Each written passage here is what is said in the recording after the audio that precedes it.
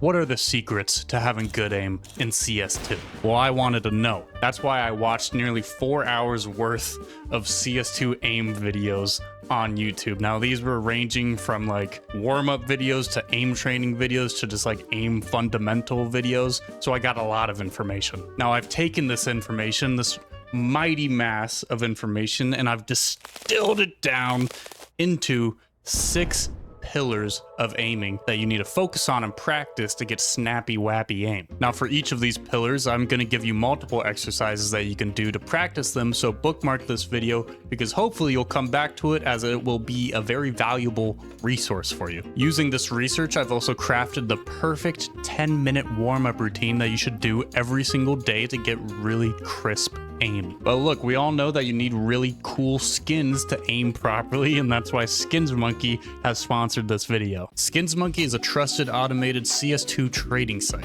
It's super easy to use. All you have to do is pick something in your inventory, check how much it's worth, and then go get something new from the monkey. What's also super nice is the filters you can use to narrow down your searches. You can either use your skins to trade for new ones or deposit money with their 30% bonus offer. This becomes 35% when you use my code Wilson. Please use it. Using my code, you can also get up to $5 for free. Use my code Wilson, link is in the description. Thank you, monkey. Now let's talk about the 6 pillars that you need to focus on to get cracked aim and the training methods you can use to perfect them. Starting us off is, and drumroll please, accuracy. Yay! First shot accuracy. This is a huge aspect of what separates, let's say, a 10k elo player from a 20k elo player. At its core, CS is, can I shoot the opponent before they shoot me? So accuracy, and especially your first bullet, where does that first bullet land, is incredibly important. By the way, I just want to say that every video I specifically mention will have a little pop-up showing which one it is, as well as in the description there's a link to it. I highly recommend you watch the videos that I mentioned. They're all amazing. And also there's a playlist down there that includes every single video that I watched. In Launders's aim video, in an aim video that Launders made, he said a simple but brilliant statement. Slow is smooth and smooth is fast. Slow down and the muscle memory, the accuracy, and finally the speed will come. So here's 3 ways you can train this. In Mahi's video about aim, he pointed out that if you jump on top of the ledge and then crouch, this gives you an opportunity to work on your vertical aim as well as your horizontal, because if you just stand like this, it's all purely horizontal, right? Jump on top, you get some verticality in there. I never understood why people do this until now. I don't know how it took me 3,300 hours to figure that out. But the first exercise is just one tapping very slowly. I know it's boring, but you need to do this. It's so important. Just go one by one, be 100% accurate, and just one tap bots. As you're one tapping bots, you'll start to feel more confident and you can start to speed it up, and you'll feel better and better and better. But the accuracy comes, the speed comes, and you're just laying a foundation for yourself by slowing it way down at the beginning. Something a ton of people recommended, and including myself in past videos that I've made, is to jump into DM and just go for one taps bursts, avoid crouching, and don't panic, right? Just use your movement and your one taps to get kills.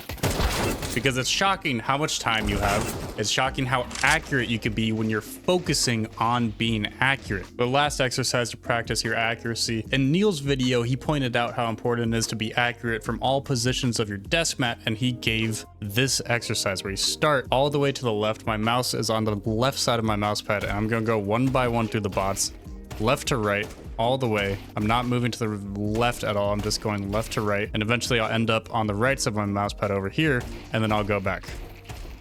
And I thought this was weird, but pretty genius, because it just gets you used to all the different positions you could wind up with your mouse in and helps you get used to that uncomfort. Accuracy leads us nicely into the next pillar, which is your wrist versus your arm aim. Because we typically use pretty low sensitivities in Counter-Strike, finding the perfect balance between your arm aim and your wrist aim is essential. Your arm aim is best used for broad motions. So let's say I get shot in the back and I have to do a 180, I'm gonna use my arm to do so. The problem is that your arm isn't very accurate. It doesn't do a great job of making the micro adjustments that your wrist, and for some, depending on how they hold the mouse, your fingers can do. Your arm aim and your wrist aim are going to combine to get you kills. So if I swing my mouse around here, it's not going to be very accurate, but then it's my wrist responsibility to put the crosshair onto the enemy's head. Jordan Nothing Gilbert, an absolute legend, one of my favorite players ever, showed a great method you can use to get a better feel for your wrist aim, where you just line up against a wall and you stretch your wrist out all the way. I'm not moving my arm at all.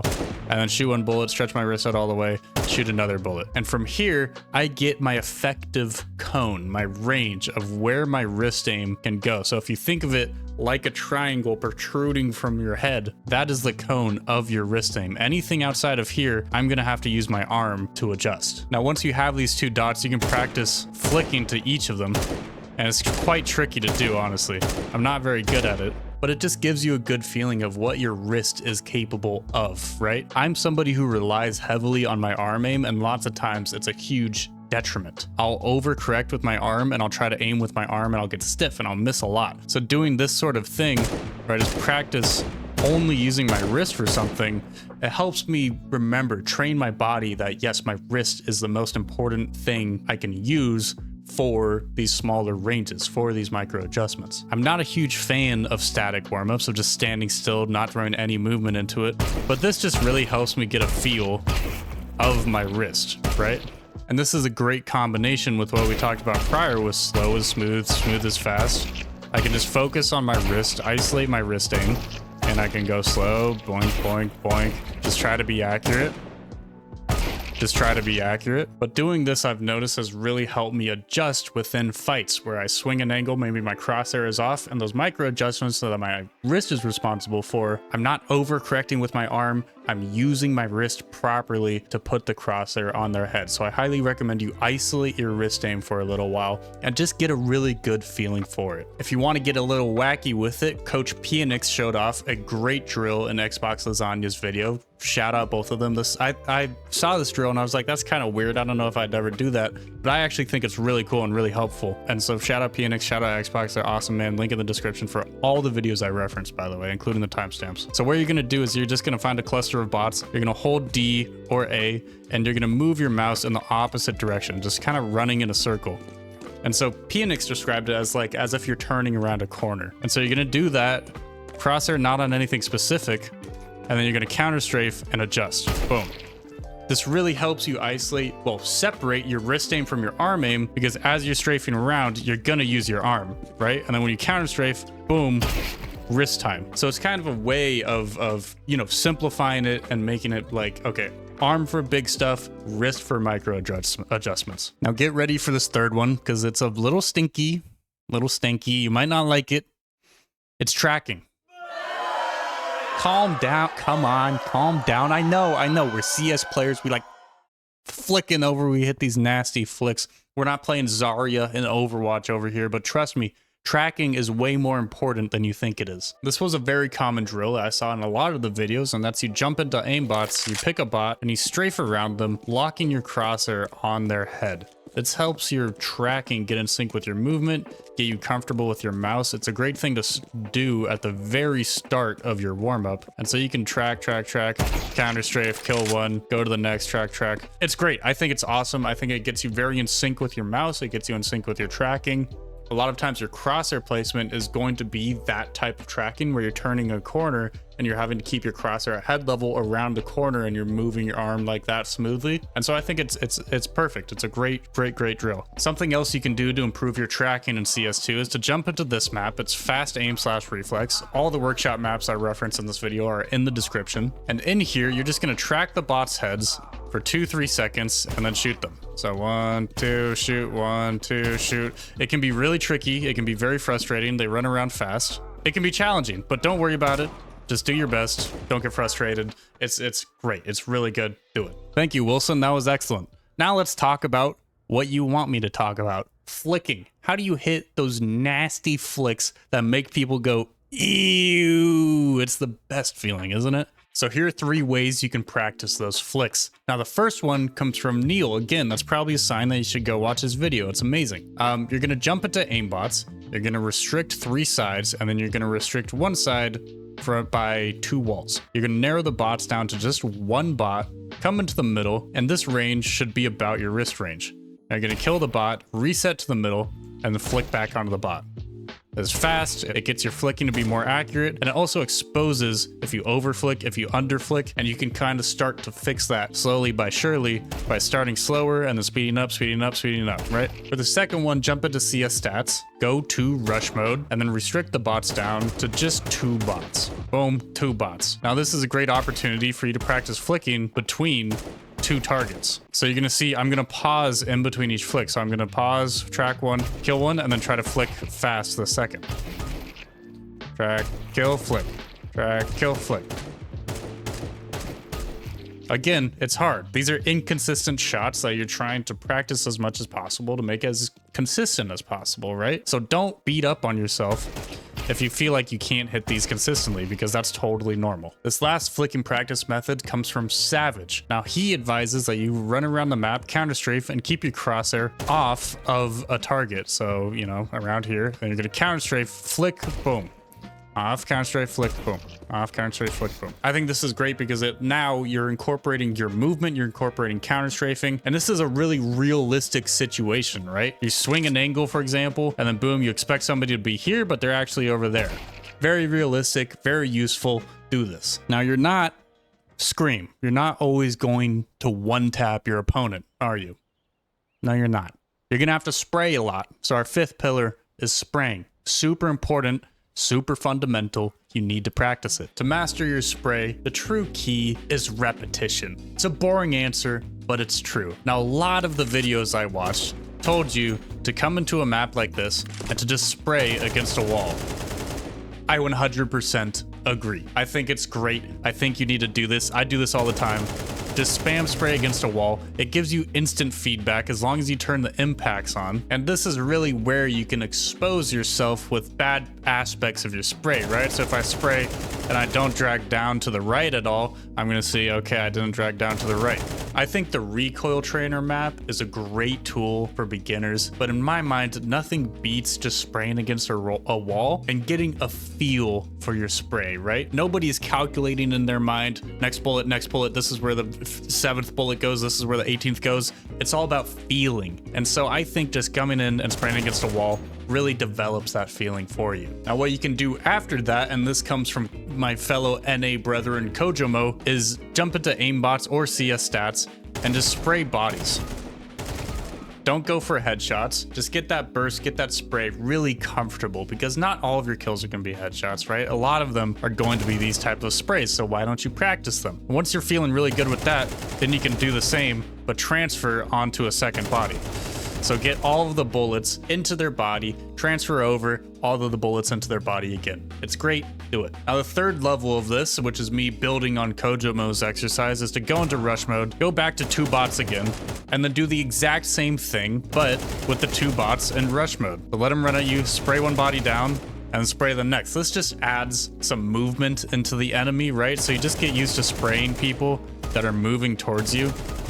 So don't overcomplicate it. Just get that feeling down, right? Get that spray feeling. You gotta get the reps in, and you just gotta feel it. Spraying is very important, but this last pillar, the 6th pillar, may be one of the most important overall. And it's kind of different. It's not exactly aiming, but it is something that affects your aiming majorly. We're talking about movement. This is something that a ton of people do, and it's also something that a ton of the videos I watched recommended. And that's because it's so important, it's so basic, it's so easy. So you're gonna jump into CS stats or aimbots, and you're just gonna get into the middle of the bots, and you're gonna run around, and you're just gonna practice running at full speed, counter strafing, and then clicking on somebody. Super simple, super basic. Just get your counter strafing in line with your aim. A lot of the videos I watched also recommended that you throw 180s into this. So you'll kill a bot, you'll do a 180, you'll move, kill a bot, do a 180, move. This helps you throw in your arm aim, your wrist aim, right? You have to swing with your arm, adjust with your wrist, counter strafe, and then click. So it just adds a few more factors into what you're doing that makes it a little bit more realistic to in-game situations. Another thing I think is excellent for you to do to get your movement in line with your aim is to jump into aimbots, open the menu, and shoot the peek/spray walls. Now this is going to launch these walls up that you can peek behind and get your movement in sync with your aim. So it's great because it trains you to swing far enough beyond that wall, so where you can see somebody. And then once you're past that wall, boom, then you have to adjust and use your wrist to make that adjustment, right? You know, I swing, crosshair placement isn't in line, but then I adjust,